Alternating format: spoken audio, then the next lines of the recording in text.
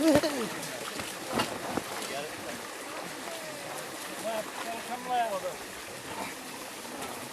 gonna have to get wet anyway.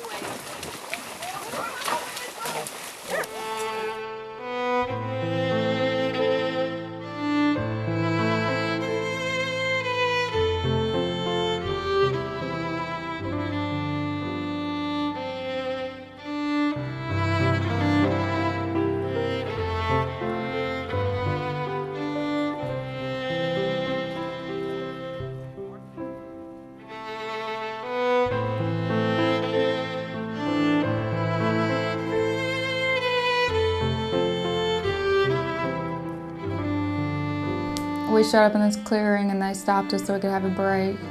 And we're all just sitting there chit-chatting with each other, and then these men start coming out of nowhere with these guns in their hand, and we're like, what are they doing?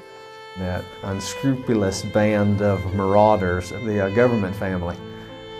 They told us that, that my government didn't want no Mormons on her property, and that we would have to give up something to be able to continue. And each family was given a valuable possession. Ours was a pocket watch that the Queen of England had given my husband for his duties in the Royal Navy. And so we had to give that up, and they told us that we could keep going if we'd given that up.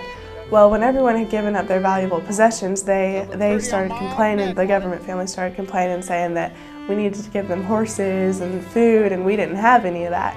And so they said that if we were Baptists or Presbyterians or Methodists or Catholics, anything but Mormon, we could keep going. And it was only about 1.5 miles until our base camp from there. And of course, none of us would claim to be anything but Mormon because of our faith, and so we had to turn around and go back. Those who are following me, we're going back.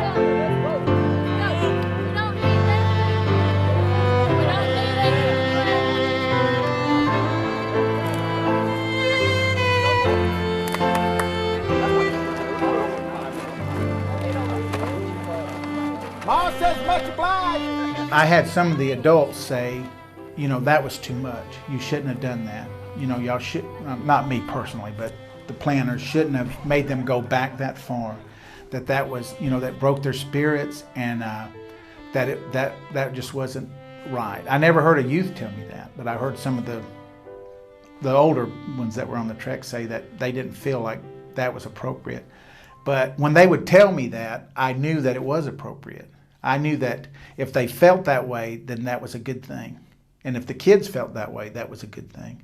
Because that's what it was all about, was disappointment, frustration, heartbreak. If that broke their hearts, that was good. I think that was good. As soon as it happened, some of the families started singing, because the reason for the turning was that they were following me and we would not deny our faith.